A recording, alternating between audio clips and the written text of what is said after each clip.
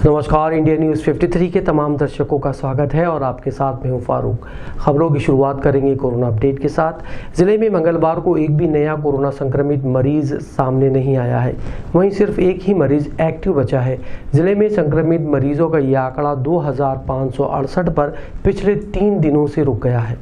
Corona संक्रमण को लेकर आज का दिन जिले के लिए सामान्य रहा। एक भी नया कोरोना संक्रमित मरीज नहीं सामने आया है। इस प्रकार कुल संक्रमित मरीजों की तादाद 2568 पर रुक गई है। वहीं एक्टिव मरीज भी सिर्फ एक बचा है। जिले में स्वस्थ होने वाले मरीजों की तादाद 2528 है। वहीं मृत होने वाले मरीजों की तादाद 39 पर है। स्वास्थ्य विभाग ने 918 लोगों की सैंपलिंग की है, जिसकी रिपोर्ट आगामी दिनों में आएगी। जिला कांग्रेस कमेटी ने बीजेपी सरकार पर सरकारी कंपनी बेचकर झूठी वाहवाही के लिए विकास के नाम पर लोगों को गुमराह करने का आरोप लगाया है। बुरहानपुर कांग्रेस जिला अध्यक्ष अजय रघुवंशी ने एक प्रेस कॉन्फ्रेंस के माध्यम से भारतीय जनता पार्टी पर कई गंभीर आरोप लगाए हैं। जिला अध्यक्ष अजय रघुवंशी ने कहा कि भारतीय जनता पार्टी ने जनता के पैसों का दुरुपयोग कर भारतीय जनता पार्टी के नेता सब कुछ बेचने में लगे हैं। बुरहानपुर की तहसील को पुराने जिला अस्पताल को बेच दिया गया। जनता से बदला लिया जा रहा है। तहसील को शहर से मीलों दूर बनाया जा रहा है ताकि गरीब लोग परेशान हो। बीजेपी की पूर्व विधायक पूर्व मंत्री अर्चना चिटनीस अपनी हार का बदला ले रही है, इसलिए वो शहर की सब चीजें बेच रही हैं। आयुर्वेदिक कॉलेज को शहर से बाहर बनाया गया। शहर की तहसील बुरहानपुर से 10 किलोमीटर दूर बनाई जा रही है। बीजेपी जनता के पैसों का दुरुपयोग कर रही है। जनता ऑफिस बनाया जा रहा है। अधिकारी कर्मचारियों के रहने का निवास बनाया जा रहा है। तहसील केंद्र विद्यालय के पीछे बनाया जा रहा है। आयुर्वेदिक कॉलेज की भी नीलामी निकाल दी गई है। ये सब बर्दाश्त नहीं करेंगे। हम सीएम के आगमन पर उनका विरोध करेंगे। इस पूरे विकास में भ्रष्टाचार की बू आ रही है, इसलिए हम कोर्ट का दरवाजा खटखटाएंगे। 13 करोड़ रुपए को लेकर इन्होंने जो ढिंढोरा पीटा विकास का, तो ये तो घर बेचकर तीरथ करने वाली बात है। सरकार का पैसा नहीं है, ये तो जनता के पैसा बुरहानपुर शहर की धरोहर थी जिसको उन्होंने बेचा, और बेचने के बाद भी कहाँ उपयोग कर रहे हैं? तो सरकारी भवन बनाने में, सरकारी क्वार्टर बनाने में। जनता के लिए क्या कर रहे हैं? 30 बेड का हॉस्पिटल वो कोई एहसान थोड़ी कर रहा है। वो तो पुराना अस्पताल है, उसी को चालू कर सकते थे, उसी को आप चालू कर दो। क्योंकि जो नया हॉस्पिटल बना है वहाँ आपके पास डॉक्टर नहीं है, वहाँ वेंटिलेटर है तो डॉक्टर नहीं, वहाँ सोनोग्राफी मशीन है तो डॉक्टर नहीं, आपके पास में डॉक्टर की व्यवस्था ही नहीं है, तो वहाँ तो व्यवस्था नहीं कर पा रहे आप, और ये नए नए अस्पताल खोल रहे हैं। और इन्होंने विकास के नाम पर 4,500 करोड़ का विकास बताया था पूर्व मंत्री जी ने। तो कहाँ है 4,500 करोड़ का विकास? कौन सा विकास जो 113 के लिए इतनी उछल कूद रही है? कहाँ गई स्मार्ट सिटी? कहाँ पे गया इनकी अमृत सिटी? कहाँ पे गया पर्यटन नगर बुरहानपुर? तो ये तो कुछ नहीं है।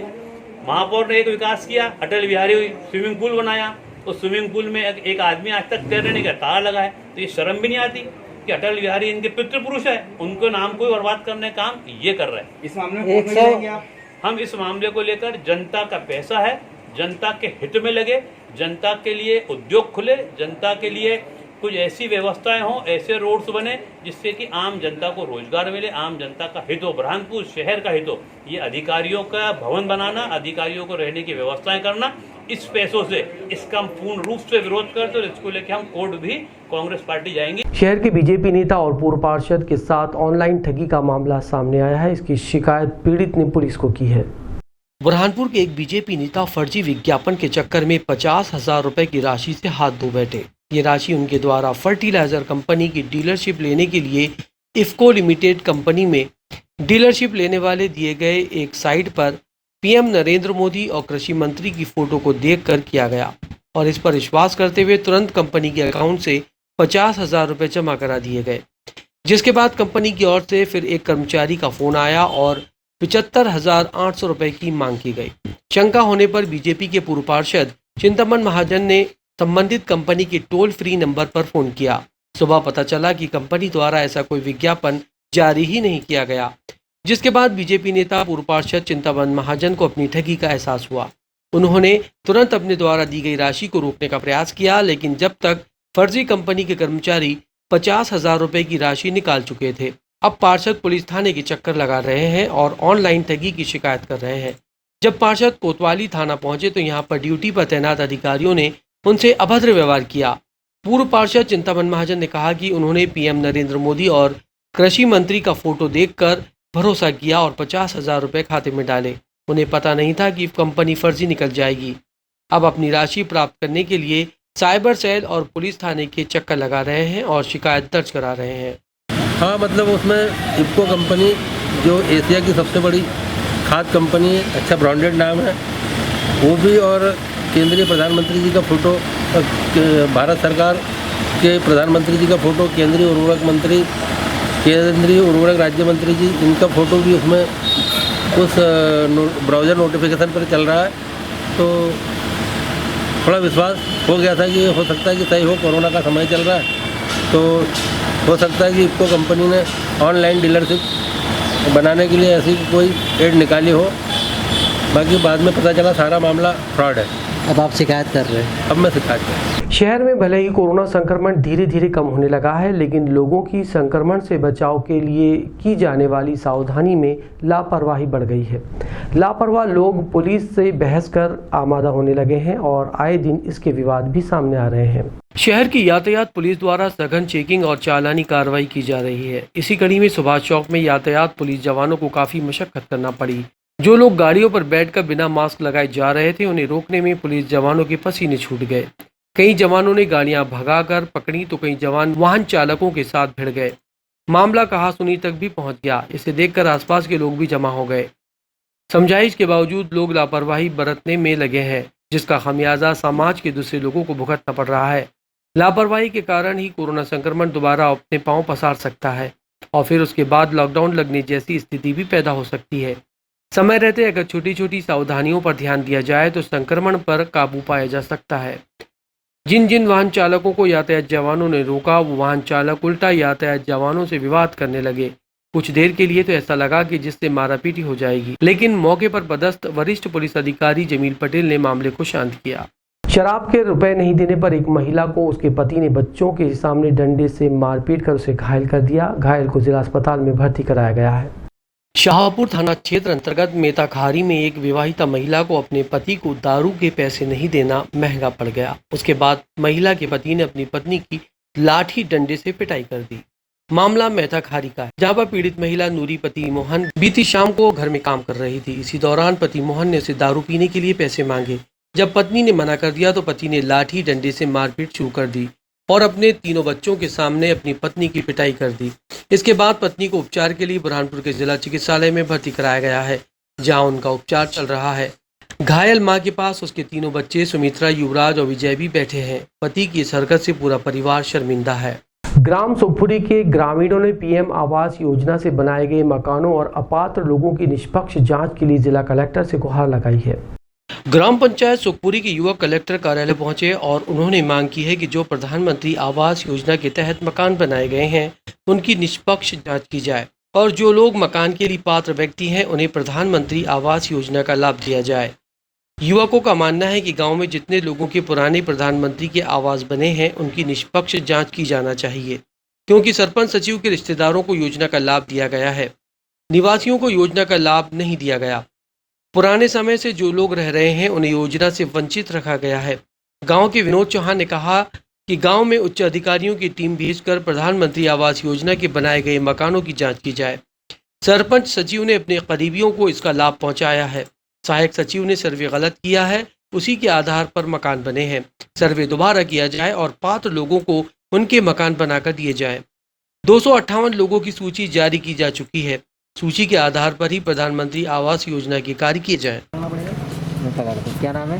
विनोद चौहान। विनोद काय के लिए हैं यहाँ पर? सर, हम प्रधानमंत्री आवास में जो ग्राम पंचायत पिपरी द्वारा धांधली की गई है पिछले 5 सालों के अंदर, और 5 साल पहले जो सर्वे हुआ था सर, उस सर्वे में जो सर्वे हुआ है वो सही तरीके से सर्वे नहीं किया गया है।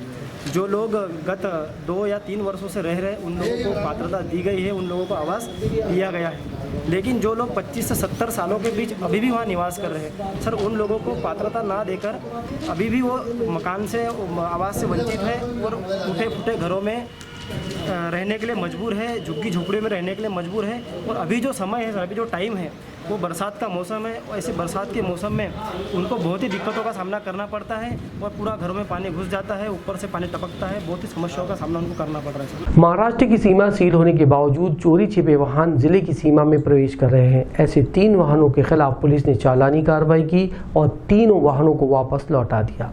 कोरोना संक्रमण के चलते मध्य प्रदेश की सभी सीमाएं इस वक्त सील है। महाराष्ट्र से किसी भी वाहन को प्रदेश की सीमा में प्रवेश नहीं दिया जा रहा है। बावजूद इसके लोग चोर रास्तों से मध्य प्रदेश की सीमा में प्रवेश करने से बाज नहीं आ रहे हैं। बुरहानपुर में भी ऐसा मामला देखने में आया, जहां लोग महाराष्ट्र की गांव की सीमाओं से घुसकर बुरहानपुर में प्रवेश कर रहे हैं। ऐसा मामला जब प्रकाश में आया तब 3 तूफान यात्री वाहन भरकर जलगांव से खंडवा की ओर बोरगांव एंगेजमेंट के लिए जा रहे थे। तैनात यातायात आरक्षक आशीष सिंह, महिला आरक्षक आरती शर्मा मौके पर तैनात थे।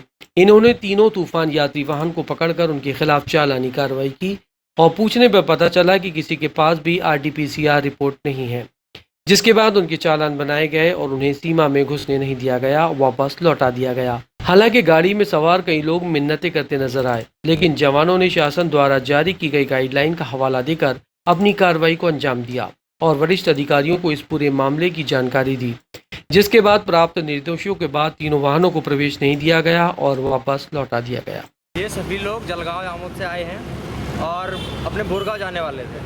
कोई शादी समारोह है, लेकिन इनके पास RT-PCR नहीं है, रिपोर्ट नहीं है कोविड की, जिसकी वजह से इनको रोका गया है। इनके चालान बनाए गए हैं और अभी इनको वापस भेजा जा रहा है, जिससे कि ये अपना रिपोर्ट टेस्ट कराएंगे और अगर रिजल्ट नेगेटिव आता है, कोरोना पॉजिटिव नहीं आते, तो ही इनको प्रवेश करने दिया जाएगा। अभी इनको सभी गाड़ियों को वापस भेजा जाएगा। प्रदेश सरकार ने विद्यार्थियों को कोरोना संबंधी जानकारी से अपडेट रखने के लिए एक ऐप लॉन्च किया है, जिसका नाम युवा शक्ति कोरोना से मुक्ति रखा गया है। कोरोना के प्रति लोगों को जागरूक करने के उद्देश्य से शासन ने एक नई मुहिम छेड़ी, जिसका नाम है युवा शक्ति कोरोना से मुक्ति। ये एक ऐप के माध्यम से संचालित किया जाएगा, जिसमें स्कूल में पढ़ने वाले छात्र छात्राओं को कोरोना से संबंधित जानकारी से अवगत कराया जाएगा। यदि कोई छात्र छात्रा किसी भी प्रकार की कोई दुविधा है या कोई लक्षण है, तो वो इस ऐप के माध्यम से न केवल अपनी बल्कि अपने मित्र गणों की भी मदद कर सकता है। ये ऐप 18 जून से शुरू होगा। प्रदेश के मुख्यमंत्री इस ऐप को लॉन्च करेंगे, जो कि प्रदेश भर में उच्च शिक्षा विभाग द्वारा इस ऐप का संचालन किया जाएगा। प्रभारी अधिकारी डॉक्टर शास्त्री ने कहा कि इस ऐप से छात्र छात्राओं को कोरोना से अपडेट रखा जाएगा। संबंधित सभी जानकारी इसमें उपलब्ध रहेगी। खंडवा शहर के चीरा खदान की एक मल्टी में पुलिस ने अवैध सेक्स रैकेट का पर्दाफाश कर 3 महिलाओं और एक युवक को गिरफ्तार किया है। देश के प्रधानमंत्री नरेंद्र मोदी ने गरीब लोगों के लिए मल्टी चीरा खदान क्षेत्र में बिल्डिंग बनवाई थी, लेकिन अब यही मल्टी अनैतिक गतिविधियों का अड्डा बन गई। सिटी कोतवाली थाना क्षेत्र के अंतर्गत रामनगर चौकी क्षेत्र में चीरा खदान मल्टी है, जहां सूचना प्राप्त हुई थी कि यहां पर सेक्स रैकेट चल रहा है। BL मंडलोई सिटी कोतवाली थाना प्रभारी के नेतृत्व में टीम गठित की गई। दबिश देने पर 2 युवती, एक महिला और एक पुरुष को गिरफ्तार किया गया और विभिन्न धाराओं में मामला पंजीबद्ध किया गया। पुलिस ने 2 लड़कियों को एक युवक के साथ गिरफ्तार किया और वहीं एक महिला जो इस सेक्स रैकेट को संचालित कर रही थी, उसे भी गिरफ्तार किया। कमरे से बियर की बोतल समेत तमाम आपत्तिजनक चीजें बरामद हुई हैं। मोहल्ले वालों की शिकायत पर पुलिस ने कार्रवाई की। चारों के खिलाफ देह व्यापार अधिनियम की विभिन्न धाराओं में मामला दर्ज किया गया है। बताया जा रहा है कि सेक्स रैकेट संचालित कर रही संचालिका ग्राहकों को व्हाट्सएप पर युवती की फोटो ग्राहकों को भेजती थी। ग्राहक ऑनलाइन रुपए ट्रांसफर करते थे। मामले में पुलिस बैंक ट्रांजैक्शन के संबंध में जानकारी निकाल रही है। चीरा खदान मल्टी के एक फ्लैट में ये देह व्यापार चल रहा था। हालांकि पुलिस को कुछ दिनों से इसकी खबर मिल रही थी। पुलिस कप्तान विवेक सिंह के निर्देश पर नगर पुलिस अधीक्षक सिटी कोतवाली थाना के प्रभारी की टीम ने इस मामले का पर्दाफाश किया और पकड़े गए सभी लोगों के खिलाफ कार्रवाई की। पुलिस ने आरोपियों के मोबाइल फोन जब्त कर लिए हैं। सेक्स रैकेट चलाने वाले मोबाइल के कॉल डिटेल खंगाले जा रहे हैं, ताकि इस बात का पता चल सके कि कौन लड़कियां और ग्राहक इनके संपर्क में थे। लेकिन रामनगर चौकी पास में होने के बावजूद भी इतने दिनों से सेक्स रैकेट संचालित हो रहा था। पुलिस की भूमिका सवालों के दायरे में आ गई है। कहा जा रहा है कि सूचना संकलन के लिए यहां लगे पुलिसकर्मी और अफसरों का मुखबिर तंत्र आखिर किस तरह काम कर रहा था, जो महीनों से चल रहे सेक्स रैकेट पर कार्रवाई नहीं की गई। इंडिया न्यूज़ 53 के लिए मनीष गुप्ता की रिपोर्ट। जी हाँ, आज एक सूचना प्राप्त हुई थी थाना कोतवाली क्षेत्र में, जो चौकी रामनगर है उसके अंतर्गत जो चीरा खदान क्षेत्र है, वहाँ पर हमें एक सूचना प्राप्त हुई थी, जहाँ पर ऐसी सूचना मिली कि एक सेक्स रैकेट संचालित हो रहा है। जिसकी सूचना मिलने पर थाना प्रभारी कोतवाली BL मंडलोई उनकी टीम के साथ मौके पर रवाना हुए और वहाँ पर रेड करने पर एक ग्राहक के रूप में एक व्यक्ति को अरेस्ट किया गया और उसके साथ साथ 2 महिलाएं और एक अन्य महिला जो इस सेक्स रैकेट को संचालित कर रही थी, उसको मौके से अरेस्ट किया। इस पूरी कार्रवाई पे पूछताछ उनसे की गई और महिलाएं कुछ दूसरे क्षेत्र के होना पाया गया और जो कस्टमर था जो व्यक्ति वो भी अमलपुरा का होना पाया गया। इस पे अपराध अनैतिक व्यापार अधिनियम के तहत पंजीबद्ध किया गया और अभी बेचना है। तो शुरुआती जांच में क्या निकल गया, कब से ये चल रहा था? ये अभी इस पर पूछताछ की जा रही है। ऐसे भी इन पे पहले भी अपराध पंजीबद्ध हो चुके हैं और इनके मोबाइल्स और कुछ जो रजिस्टर हमें प्राप्त हुए हैं उन्हें खंगाले जा रहे हैं। कुछ बड़े नाम आ सकते हैं सामने? अभी कॉल डिटेल्स और बाकी जो इनके जो कनेक्शन है उसकी पड़ताल की जा रही है, संभावना व्यक्त की जा सकती है। सर, उस क्षेत्र से काफ़ी शिकायतें मिलती हैं इस तरह की। लगातार जैसे हमें ऐसी शिकायतें प्राप्त हो रही है उन पर हम सख्त से सख्त कार्रवाई करेंगे। खंडवा में आशा उषा और सहयोगिनी कार्यकर्ताओं ने अपनी 7 सूत्री मांगों को लेकर विरोध प्रदर्शन किया। मध्य प्रदेश आशा उषा सहयोगिनी कार्यकर्ता संघ ने मंगलवार की दोपहर अपनी 7 सूत्री मांगों को लेकर जिला अस्पताल से कलेक्टर परिसर तक पैदल यात्रा कर रैली निकाली, जिसमें अपनी मांगों को पूरा करने और नहीं पूरा किए जाने पर अनिश्चितकालीन हड़ताल किए जाने की बात कही गई। आशा उषा सहयोगिनी कार्यकर्ता संघ ने अपनी मांगों का ज्ञापन पत्र कलेक्टर को सौंपा, जिसमें आशा और सहयोगिनी कर्मचारियों को शासकीय कर्मचारी माना जाए, आशा कार्यकर्ताओं को आरोग्य केंद्र में बैठने की राशि तय की जाए, आशा सहयोगी कर्मचारियों को अपने आने जाने का यात्रा भत्ता भी दिया जाए, आशा सहयोगी और ANM भर्ती में 10वीं और 12वीं पास को प्राथमिकता प्रदान की जाए, आशा सहयोगी को 15,000 और आशा कार्यकर्ताओं को 10,000 रुपये प्रति माह फिक्स मानदेय दिए जाए। NHM किसी भी पद में आशा सहयोगी को योग्यता अनुसार प्राथमिकता दी जाए। आशा और आशा सहयोगी की ANM की भर्ती में आशा को सीधी भर्ती किए जाने की भी मांग शामिल की गई है। इंडिया न्यूज़ 53 के लिए मनीष गुप्ता की रिपोर्ट। जिला अध्यक्ष खंडवा से पुष्पा रिमोलो। हमारी प्रदेश व्यापी हड़ताल चल रही है। 1 जून 2021 मतलब 15 दिन हुए हैं, तो हमारी हड़ताल को 15 दिन हुए, इसीलिए हम उसी उपलक्ष्य में आज हमने एक सामूहिक रूप से हम ज्ञापन दे रहे थे कोविड-19 का पालन करते हुए। तो आज प्रदेश के सभी जिलों में कलेक्टर महोदय के माध्यम से माननीय मुख्यमंत्री जी तक हमारा ज्ञापन जाएगा और हमारी 6 सूत्रीय मांगे हैं कि गवर्नमेंट जब कोविड-19 है और हम 2006 से हमारी नियुक्तियाँ हुई है, कुछ ऐसा मतलब हमको इतना मानदेय दिए जा रहा है कि जिससे हम हमारा पालन पोषण भी नहीं कर पाते हैं। तो इसलिए माननीय मुख्यमंत्री जी हमारे साथ दोगला व्यवहार न करें और हमारी मांगे बस ये है कि हमें या तो वो नियमितीकरण करें और नहीं तो मानदेय हमको इतना दें कि हम 2 जून की रोटी कमा सकें, हमारे बच्चों का लालन पालन कर सकें। छिंदवाड़ा जिले में रज्जक समाज द्वारा कोरोना वैक्सीनेशन के लिए एक विशाल कैंप का आयोजन किया गया। जिला छिंदवाड़ा में अखिल भारतीय धोबी महासंघ के तत्वाधान में विशेष कोरोना टीका शिविर का आयोजन किया गया। अनुविभागीय अधिकारी अतुल सिंह के निर्देश पर सोमवार को रज्जक समाज के लिए वैक्सीनेशन शिविर आयोजित हुआ। टीकाकरण अभियान के तहत 300 से ज्यादा नागरिकों को कोरोना वैक्सीन लगाई गई। इस शिविर के आयोजन पर धोबी महासंघ के प्रदेश पदाधिकारी राहुल मालवीय ने जिला प्रशासन का आभार व्यक्त किया।